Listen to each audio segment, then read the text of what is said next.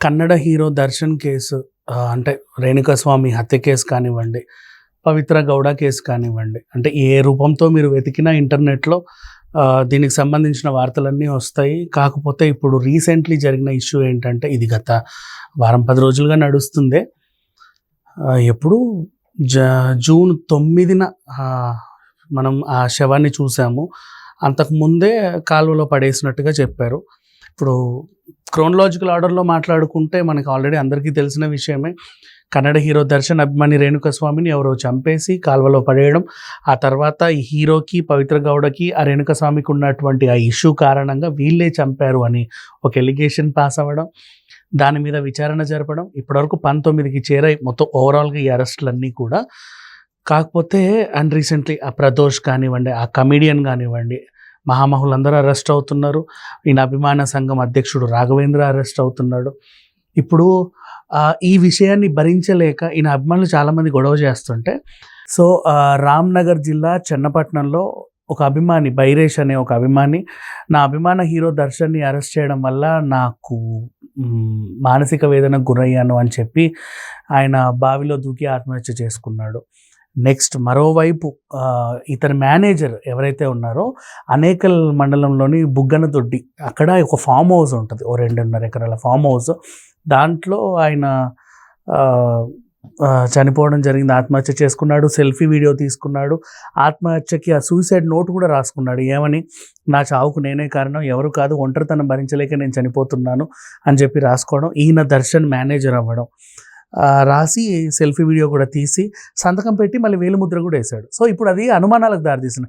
సంతకం పెట్టినోడు వేలిముద్ర ఎందుకు వేశాడు, వేలిముద్ర వేసినోడు సంతకం ఎందుకు పెట్టాడు అనుకుంటున్నారు. కానీ ఆ టైంలో సైకలాజికల్ ఇంబ్యాలెన్స్ వల్ల మనుషులు ఏం చేస్తారంటే సంతకం పెట్టి మళ్ళీ సంతకం నాది కాదని ఎవరన్నా అంటారేమో, ఫ్యూచర్లో ఈ కేసు ఎవరన్నా ఛేదిస్తే నాదే అని చెప్పి నేను వేలిముద్ర కూడా వేస్తానని కూడా వేసుకోవచ్చు, తప్పేం లేదు. దాన్ని అంత ఇదిగా చూడాల్సిన అవసరం లేదు. అంటే కొంతమంది ఏమనుకుంటారంటే వీళ్ళే చంపేసి ఆయన చేత వేలిముద్ర పెట్టించి సంతకం కూడా పెట్టించారని. వేలిముద్ర వేయించవచ్చు కానీ సంతకం పెట్టించలేరు ఎవరు.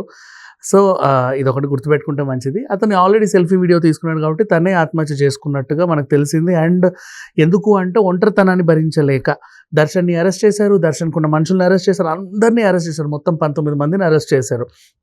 ఇతను ఒక్కడే మిగిలాడు. వాళ్ళందరికీ ఆ శిక్ష పడుద్ది, ఈ శిక్ష పడుద్ది, చాలా నాలుగా జైల్లోనే ఉంటారని వార్తలు వస్తున్నాయి.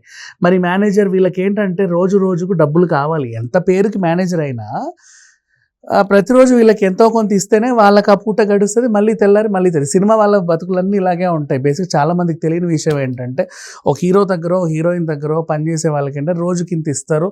కొంతమంది రేరుగా నెలకింత అని ఇస్తారు, తర్వాత సంగతి. బట్ ఏ రోజుకి ఆ రోజే అట్లా గడుస్తూ ఉంటాయి. వాళ్ళకి చేతిలో ఉన్న డబ్బులు అయిపోతే మళ్ళీ వాళ్ళని అడుగుతూ ఉంటారు, తీసుకుంటూ ఉంటారు. ఈ రొటేషన్లే చేస్తారు. సడన్గా ఈయన జైలుకి వెళ్ళి ఇన్ని రోజులు అయిపోయింది. ఈయనకేమో మందుకో లేకపోతే ఇంకా దేనికో డబ్బులు ఉండేవి కాదు. మళ్ళీ వాళ్ళు వస్తారో రారో కూడా తెలియదు. అవసరాలు బోల్డ్ అన్నీ ఉంటాయి. అంతకుముందు ఇచ్చిన హామీలు కూడా ఉంటాయి. సార్ నాకు చిన్న అవసరం ఉంది, తీరుస్తారా అంటే సరే ఎల్లుండి చూద్దాంలే అంటారు. ఆ లోపే వీళ్ళు అరెస్ట్ అయిపోతే ఎల్లుండికి పెండింగ్ పెట్టుకున్న ఆ పనిని వాళ్ళు భారంగా ఫీల్ అవుతారు. ఇట్లాంటి సిచ్యువేషన్స్ వల్ల కూడా మనుషులు ఆత్మహత్యలు చేసుకుంటారు. అండ్ నెక్స్ట్ ఇక దర్శన్కి దీనికి ఎలా రిలేటెడ్ అని చెప్పేసి చాలామంది మాట్లాడుకుంటుంటే ఇప్పుడు ఇందులో తప్పేవరిది. పవిత్ర గౌడ అనే ఆవిడతో దర్శన్ రిలేషన్లో ఉన్నాడు అని వాళ్ళ ఆవిడ విజయలక్ష్మి కనుక పోలీస్ స్టేషన్లో కంప్లైంట్ ఇస్తే దీన్ని ఒకలాగా చూసుకొని ఏ రకంగా అంటే అది వాళ్ళ కుటుంబ వ్యవహారం అనుకుంటాం. లేదు, నన్ను ఒక మనిషి మానసిక వేదన గురి చేస్తున్నాడు, అశ్లీల మెసేజ్లు పంపిస్తున్నాడు అని పవిత్ర గౌడ రేణుకాస్వామి మీద పోలీస్ స్టేషన్లో కంప్లైంట్ చేస్తే అదొక వ్యవహారం. పోలీసులు వస్తారు, రేణుకాస్వామిని అరెస్ట్ చేస్తారు, తీసుకెళ్తారు, ఆయనకి ఏదైనా శిక్ష ఉంటే పడుద్ది. లేదు, ఇంకొక మార్గం, మీ అభిమాని రేణుకాస్వామి నన్ను వేధిస్తున్నాడు అని చెప్పి పవిత్ర గౌడ దర్శన్ కంప్లైంట్ ఇస్తే దర్శన్ కూడా పవిత్ర గౌడను తీసుకెళ్ళి ఆ ఎవిడెన్స్తో పోలీస్ స్టేషన్కి వెళ్ళి పలానా ఒక అబ్బాయి నా పేరు చెప్పి ఈవిని వేధిస్తున్నాడండి, మీరు యాక్షన్ తీసుకోండి అంటే పోలీసులు మళ్ళీ రంగంలోకి దిగుతారు, అతన్ని పట్టుకొస్తారు, శిక్షిస్తారు. అది వేరే విషయం. కానీ ఇక్కడ ఏమైపోయింది, నీ అభిమాని నన్ను ఇన్ని మాటలు అంటున్నాడు, నాకు అసభ్య పదజాలంతో మెసేజ్లు పంపిస్తున్నాడు అని ఆమె దర్శన్కి చెప్పితే వాడిని పట్టుకురండ్రా అని దర్శన్ అనడం, ఆయన అభిమానే కదా. ఈ అభిమాన సంఘం ప్రెసిడెంట్ వీళ్ళందరూ వెళ్ళి గుంపు వెళ్ళి ఆయన తీసుకొని రావడం, అది బక్కప్రానే, పెద్ద ఏమీ లేదు. ఒక భార్య చిన్న కూతురు ఉన్నాడంట, రేణుకస్వామి ఫ్యామిలీ బ్యాక్గ్రౌండ్. ఇకపోతే ఈ అమ్మాయికి పవిత్ర గౌడకు కూడా తన మొదటి హస్బెండ్తో ఓ 10 ఏళ్ళ పాప కూడా ఉంది. అండ్ పట్టుకొచ్చిన తర్వాత సాయంత్రం 7 గంటలకు ఏమో ఆయన అలా పట్టుకొస్తే కొట్టడం, మళ్ళీ కొట్టడం. ఎందుకురా ఇలా చేసావు, చేయడం తప్పు కదా, ఇంకోసారి ఇలా చేసావంటే ప్రాణాలు దక్కవు, జాగ్రత్త. ఓకే పర్వాలేదు, ఇంతవరకు బాగానే ఉంది. తర్వాత వాడికి ఎంతో కొంత చేతిలో డబ్బులు ఇచ్చి ఇంకెప్పుడు ఇటువైపు రాకురే నీ సంగతి చెప్తా అని చెప్పి భోజనం పెట్టి పంపిస్తారు. బేసిక్ ఇట్లా కొట్టే వాళ్ళందరూ ఇలాంటి పనులే చేస్తారు. అంటే బస్తీలలో దాదాలు, రౌడీ గుండాలు ఉంటారు కదా, అట్లాంటి వాళ్ళు ఇదే చేస్తారు. బెదిరించడానికి తీసుకొచ్చి వాడిని బెదిరించి కొట్టినా కూడా అంటే ఇసిరేరు ఎక్కడ పడితే అక్కడ. సరేరా, అయిందేదో అయింది, సరే తిను, మందు తాగుతావా, సిగరెట్ తాగుతావా, సరే ఈ 1000 రూపాయలు ఉంచు, ఇంకెప్పుడు ఇట్లా కనబడకి ఇటువైపు రాకు అని వార్నింగ్ ఇచ్చి పంపిస్తారు. ఇది జరిగే విషయాలు బేసికల్గా. అదే ఇక్కడ కూడా జరిగింది దర్శన్ విషయంలో కూడా. కాకపోతే ఆ టైంలో పవిత్ర గౌడ రావడం, ఎట్లా పంపిస్తావు వాడిని, ఉంచు, నేను వచ్చే వరకు ఉంచు, నేను నా పగ తీర్చుకోవాలి అని. సరే వచ్చిన తర్వాత ఏరా అని చెప్పి చెప్పు తీసుకొని ఇష్టం ఉన్నట్టు కొట్టేసింది. వాడు మళ్ళీ పడ్డాడు అడ్డంగా. ఇప్పుడు ఇక్కడ ఏమైందంటే మళ్ళీ దర్శన్ ఈగో హర్ట్ అయింది. ఎట్లా, ఆ లేడీ బాగా కొట్టింది, నేను ఒక హీరోని అయి ఉండి నేనేం చేయకపోతే ఎలా అని చెప్పేసి ఇప్పుడు ఇతను తొక్కి తంపడం.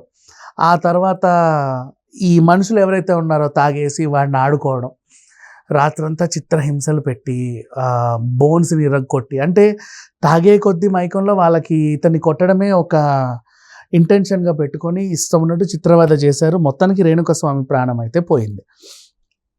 అతన్ని తీసుకెళ్ళి అక్కడ బ్రిడ్జ్ కింద పడేస్తే ఆ కామాక్షిపాల్య పోలీస్ స్టేషన్ పరిధి కిందికి వస్తుంది ఆ ఏరియా.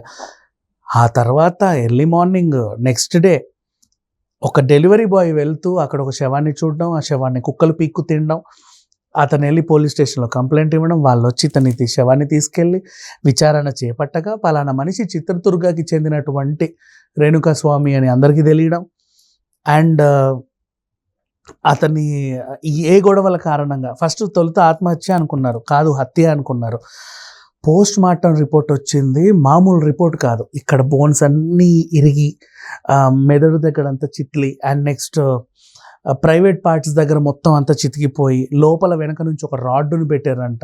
ఇట్లా ఒక టైప్ ఆఫ్ హింస, అంటే ఒక టైప్ అని కాదు, అది మ్యాక్సిమం లెవెల్ హింసే అని చెప్పుకోవచ్చు. అలా టార్చర్ చేశారని పోస్ట్ మార్టం రిపోర్ట్ తెలిసిన తర్వాత ఇంకా సీరియస్ అయ్యారు. ఎవరు, పలానా పవిత్ర గౌడ, ఏం జరిగింది, అతను నాకు అశ్లీల మెసేజ్లు పంపేవాడు. ఎందుకు పంపేవాడు? అతని అభిమాన హీరో దర్శన్ని అతను దేవుళ్ళ భావించాడు. దర్శన్ భార్యని కూడా దేవతలా భావించాడు. సో దర్శన్కి గతంలోనే నిఖితతో సంబంధం ఉందని చెప్పి వాళ్ళ ఆవిడ విజయలక్ష్మి పోలీస్ స్టేషన్లో కంప్లైంట్ ఇచ్చింది. తర్వాత గృహహింస కేసు కూడా పెట్టారు. అండ్ ఆ తర్వాత ఆయన కొన్నాళ్ళు రిమాండ్కి వెళ్ళి జైలు గడిపి మళ్ళీ రావడం జరిగింది. భార్యతోనే అడ్జస్ట్ అయ్యి బతుకుతున్నాడు తప్ప ఏమనలా. నెక్స్ట్ ఈవిడితో రిలేషన్ అంట ఓ 10 ఏళ్ళుగా. ఆ విషయం ఆవిడ బయట పెట్టింది వాళ్ళ కూతురు 10 ఏళ్ళ బర్త్డే ఫంక్షన్లో. ఈయనకు మండింది. అంటే యాక్చువల్గా మండాల్సింది వాళ్ళ ఆవిడకి, పోలీస్ స్టేషన్లో కంప్లైంట్ ఇవ్వాల్సింది వాళ్ళ ఆవిడే. కానీ అల్లు కాకుండా ఎక్స్టర్నల్గా ఈ అభిమాని, ఓకే మా స్టార్ హీరో పరువు పోయేది ఈవిడితో తిరగడం వల్ల, ఈవిడ లేకపోతే మా వాడు మచ్చలేని మాణిక్యం కాబట్టి ఈవిడ ఉండకూడదు, అతనికి చెప్తే ఈవిడిని వదిలేడు కాబట్టి ఇట్నుంచి వద్దామని ఆ పవిత్ర గౌడ నెంబర్ సంపాదించి ఆవిడకి ఫోన్లు చేసి, నువ్వు ఇంకోసారి మా సార్తో తిరిగితే చంపేస్తా, నరికేస్తా, నేను నలి చేస్తా, గుడ్డలుడు తీసుకొడతా, ఇలాంటి మెసేజ్లు, అశ్లీల మెసేజ్లు, వీడియోలు ఇవన్నీ పంపి హింస పెట్టాడు. ఆ హింసకి ఆవిడకి ఒళ్ళు మండి కంప్లైంట్ ఇచ్చింది. ఆ కంప్లైంట్ కాస్త వీళ్ళు పోలీస్ స్టేషన్లో ఇస్తే సరిపోయేది. ఓన్గా ఛార్జ్ తీసుకోవడం వల్ల అది మితిమీరి ఇక్కడ దాకా వచ్చింది. అండ్ తర్వాత తప్పించుకోవడానికి మీరే చేశారని ఒప్పుకుంటారా అని చెప్పి తలా 5 లక్షల చొప్పున 6గురికి 30 లక్షలు ఇచ్చాడు. ఆ తర్వాత వీళ్ళని బెయిల్ మీద బయటికి తీసుకురా అని ప్రదోష్కి ఒక 30 లక్షలు ఇచ్చాడు. ప్రదోష్ ఎవరంటే ఆయన కూడా ఆర్టిస్ట్, ఈయనతో కలిసి 2-3 సినిమాలు కూడా తీశాడు, కన్నడ ఆర్టిస్ట్.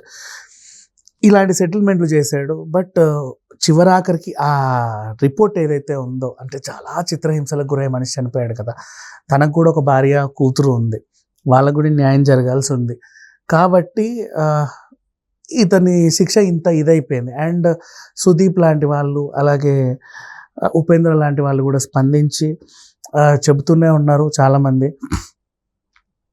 ఇండస్ట్రీ పరుగు పోయింది కాబట్టి దాన్ని న్యాయం చేయాల్సిన అవసరం కూడా ఉంది. ఆ తల్లికి ఆ కూతురికి కూడా న్యాయం జరగాల్సిన అవసరం ఉంది అని కూడా అంటున్నారు. అలాగే పవిత్ర గౌడ కూతురు ఉంది 10 ఏళ్ల పిల్లకి, ఆవిడకి న్యాయం జరగాల్సిన అవసరం ఉంది. అలాగే దర్శన్ భార్య ఉంది విజయలక్ష్మి, ఆవిడకి కూడా న్యాయం జరగాల్సిన అవసరం ఉంది ఈ కేసులో ఓవరాల్గా.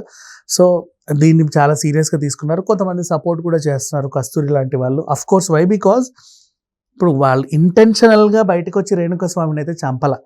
రేణుకాస్వామి తనంతట తాను వచ్చి ఏదో ఇంటెన్షన్ వల్ల వీళ్ళని ఇరిటేట్ చేసి వీళ్ళ చేత కొట్టించుకొని చనిపోయాడు. యాక్చువల్గా జరిగింది ఇది. అంటే ఇందులో ఎవరు నేరస్తులు, ఎవరు మంచోళ్ళు, ఎవరు చెడ్డోళ్ళు అని చెప్పడం అయితే సాధ్యం కాదు. కానీ ఒక మనిషి ప్రాణం పోవడానికి వీళ్ళు కారణమయ్యారు కాబట్టి అది పరిగణలోకి తీసుకొని మాత్రమే, కారణం ఏదైనా కానీ కేసు ముందుకు జరుగుతుంది. మేబీ రేపు ఎల్లుండో దర్శన్కి శిక్షలు పడే అవకాశం కూడా ఉంది. ఎందుకంటే దీంట్లో A1గా పవిత్ర గౌడ ఉంది, A2గా దర్శన్ ఉన్నాడు. మిగతా వాళ్ళందరూ కూడా నెక్స్ట్ స్థానాలను పంచుకుంటూ ఇప్పటికి 19 అరెస్టులు, 2 ఆత్మహత్యలు, ఒక మేనేజర్ మిస్సింగ్. ఒక మేనేజర్ మిస్సింగ్లో ఉన్నాడు, ఇంకో మేనేజర్ ఆత్మహత్య చేసుకున్నాడు, ఒక అభిమాని కూడా ఆత్మహత్య చేసుకున్నాడు. బయట అభిమానుల సంఘం కూడా గొడవలు చేస్తుంది. మరి ఇంతటి సెన్సిటివ్ అయినటువంటి ఈ ఇష్యూ ఏదైతే ఉందో మరి ఎక్కడ తేలుద్ది, ఎక్కడ తెగుద్ది, ఎంతవరకు వెళ్ళొద్ది అనేది మాత్రం మనం వేచి చూడాల్సిందే. Thank you so much.